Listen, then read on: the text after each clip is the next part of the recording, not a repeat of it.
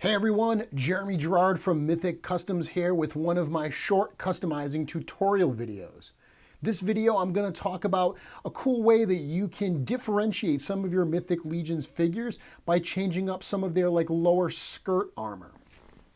So all Mythic Legions figures come with this piece of armor here called the folds armor. That's kind of at their waist. This is a 1.0 style figure, and they're made to be separated. So if you separate them at the waist, you can see there's just a little ball there that goes kind of into a little socket on the torso. And this piece of waist armor just pulls right off. There's a few different kinds of armor that were available for the 1.0 style. And 2.0 is a very similar construction. The only really difference there is instead of it being like a ball that comes up on the hips as the connector, it's just this little peg piece, but it still goes into a little socket on the torso, and you still have this piece of folds armor that just pops off and slips right on. So one of the cool things you can do is you can use a variety of different figures to add more of a skirt type piece to your customs. And there's a couple different lines you can use, and I have some different examples here. Probably the easiest one to find examples from is the old Toy Biz Lord of the Rings line. So I actually did a whole video about using Lord of the Rings figures and the parts from them in your customs. I just did one of those on my Mythic Conversation show. That's my weekly show that I do live right here on YouTube every Wednesday night at 7:30 p.m. Eastern Time. You can also check out all the replays. In this particular past weeks, I covered Lord of the Rings, but I'm going to talk about a very specific piece of that today, and that's using these lower skirt pieces. So these Lord of the Rings figures, they came out a number of years ago. Again, they're by Toy Biz. You can find these at toy shows. You can find them at flea markets. I certainly find a lot of them on eBay. I tend to buy them in large lots because you end up paying a lot less per figure when you buy a bigger lot, but you have to make more of an investment up front. The ones that have these lower skirt pieces are potentially great for customs because the way that they're almost all constructed is similar. Now, I'm going to break this figure, so if that's going to make you squeamish to see someone break a toy, you might want to look away right about now. They snap as easy as that. Remember, a lot of these, they're older toys. They're kind of brittle. The plastic doesn't always hold up really, really well, so they usually separate really easy. And what you find with the skirts is they just pop right off. And the way these work are very similar to the Mythic Legions. They're actually a little bit inverted, where in this particular figure, there was a bit of a peg here and a bit of a socket on the lower part. But the important piece is this middle area here, this kind of skirt armor. This is what you can use on Mythic Legions figures. In fact, this custom that I have right here uses this exact piece. So this is kind of a cool warlord, almost looks like a Rob Zombie type character. This is something that I put together. There's a number of different pieces here. Obviously, it's a new head. It's got some custom face paint, but you'll notice this lower part here, in addition to the kind of cloth tunic looking loin piece that it comes with normally, it's also got this bit of armor. In this particular case, I did slice it along the back a little bit just to get a better fit. Lord of the Rings figures tend to be a little bit smaller, especially than 1.0 figures, so you do have to sometimes modify them a little bit. Occasionally at top, for instance, the way that it tapers up towards the hip area or towards the waist area might be a little too tight. So sometimes what I'll do once I pop these off is I'll take an X-Acto blade and I'll actually slice just the top off. Now you do want to be careful because you can see there's a slit here. So if you go too low and you hit that, you're not going to actually have it solid at top anymore. It's just going to be loose. It's going to be not together, so you can just pop it on top of that peg. So be careful, but putting it on is very, very simple. So with this particular figure, if I separate him at the waist, you can see that all I've done, and this one has been trimmed a little bit, is I've just put it right over that waist piece, and then I put the folds armor right back on top. It's super, super easy. Now, it may require a little bit of force on your part because the reality is there's not a lot of extra space between the hips in that folds armor. So now that you're putting something else between them, it's going to be an even tighter fit. If it does give you a little bit of a trouble, just hit this socket here with a hot air dryer, give it a little bit of heat to soften up that plastic, and then when you put it back together, you'll probably find they snap on a little bit easier. Really easy way, as I said, to change up the look. Here's a figure. This is actually, this character is named Haldir, but this particular sculpt from Lord of the Rings, they did this one. There's also an elf archer that is basically the exact same body with just different color and different head. If you snap this apart, it's almost ready to use as is. There are like some little ridges on the sides that I tend to cut down just so it fits better. But you don't even have to do that. So here's an example of me using that lower skirt piece, and I didn't even use the existing folds armor. This is on a Faustia. So what I did here was I just replaced that folds armor completely with this lower piece from that elf, and it gives the character a very different look. Once again, if you've got a large Mythic Legion display like this, because they all use similar parts, you're going to start to see a lot of similarities between the characters and the way that they're displayed and the armor that they're wearing. So these are simple changes that frankly any customizer can do, any toy fan can do to differentiate the look. In both of those cases, I didn't paint either of those lower pieces. That's exactly how they came. This is another example, and I did a whole Mythic Conversation show about building this character. This is obviously a tribute to the character of Dritz Darden from the series that was made very popular by R.A. Salvatore. He's like a drow elf, very popular character in like the Dungeons and Dragons type circles.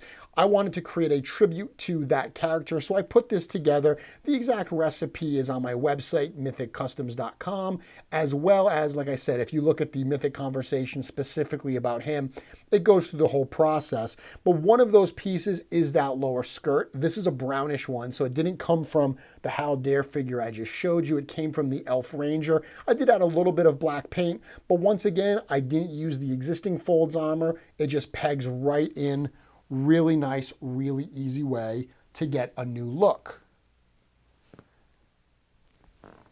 Here's an example of an orc. So any of the Uruk-hai figures, those are the big beastly type characters that Saruman sends out looking for the hobbits. Any of the Uruk-hai figures tend to have these cool lower skirt pieces that you can use to differentiate maybe some of your grittier characters in Mythic Legions, your orcs and so forth.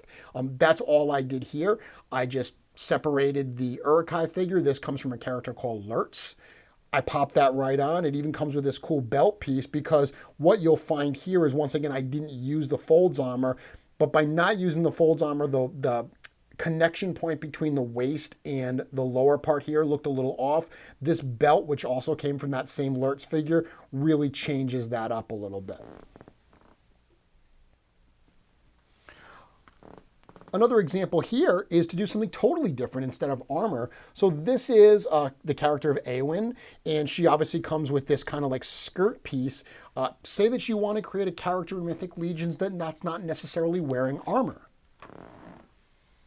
So this is a character I did that's kind of like a gypsy fortune teller type character. And you can see that I used a lot of Mythic Legions part. It's got the hood, it's got the robe, it's got the torso area here with the bare, open midriff. But I used that lower skirt piece from that Eowyn to give this character more of a dress look, something that I thought would be more appropriate for like a fortune teller gypsy type character.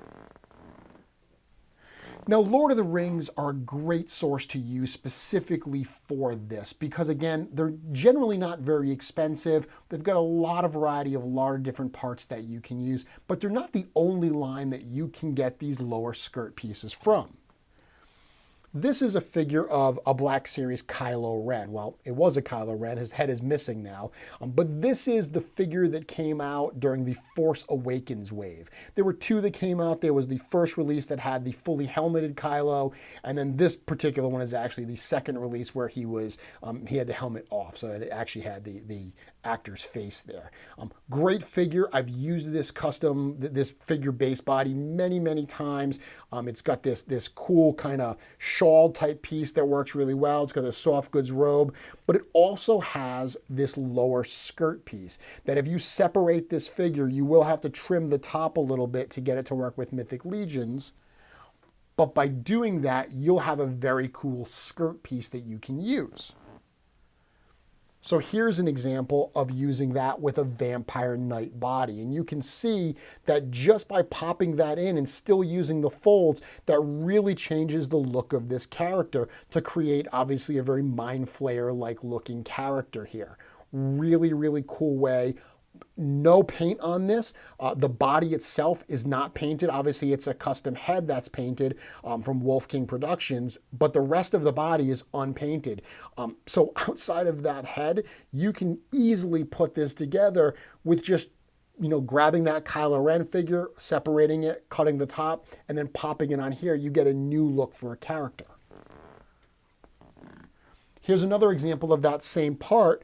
I did a video, one of these short videos recently about using the Articulated Icons series of samurai figures and combining those with Mythic Legions to make what I call Mythic Shoguns. Here's an example of one of those. This is using one of the Mythic Legions Dark Elf figures. So it uses that figure with the samurai armor, but to differentiate it, because I did do a number of samurai type characters to further differentiate, I also used that lower Kylo Ren armor that you see here, that skirt piece, to once again give this particular custom a different look and feel.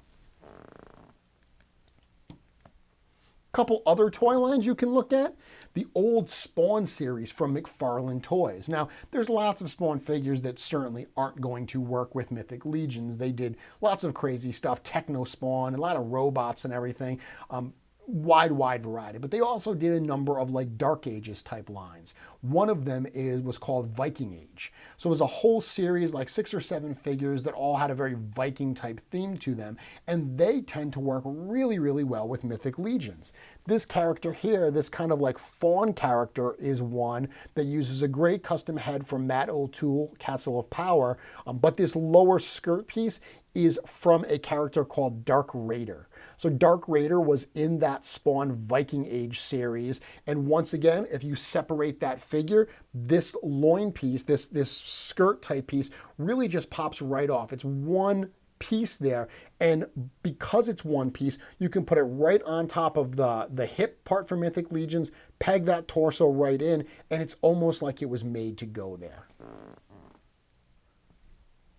Last example I'll look at in this video is this cool pirate, this dwarven pirate here, which is actually another custom head from Matt O'Toole, Castle of Power. But the coat and the lower skirt part here are from a Disney Pirates of the Caribbean line. So this was specifically from the On Stranger Tides movie. This was Captain Barbossa. I believe it was like a Disney Store exclusive. But realistically, I have found that all of the Pirates of the Caribbean figures, the ones from NECA, a lot of them have skirt pieces like this that you can do some cool stuff with.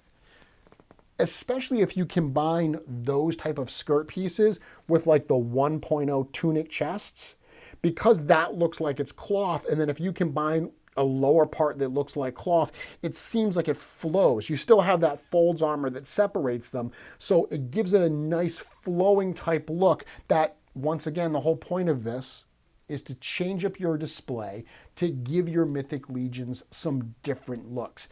And excitingly, do it in a really easy way. I know a lot of people get intimidated by customizing. They're intimidated by painting. You shouldn't be intimidated by that, but this is a great place to start. A lot of people call this kit bashing.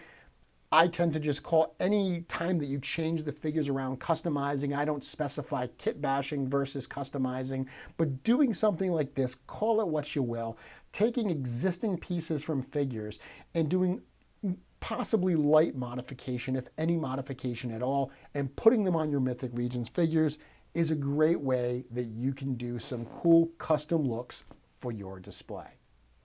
Thank you very much for checking this video and all my videos out. If you enjoy it, please give me a like, drop a comment to let me know that you liked it. Certainly, if you're not already subscribed to the channel, consider doing that. You'll be notified whenever I put up videos like this or when my weekly Mythic Conversation show goes live. Until then, I can't wait to see what you make.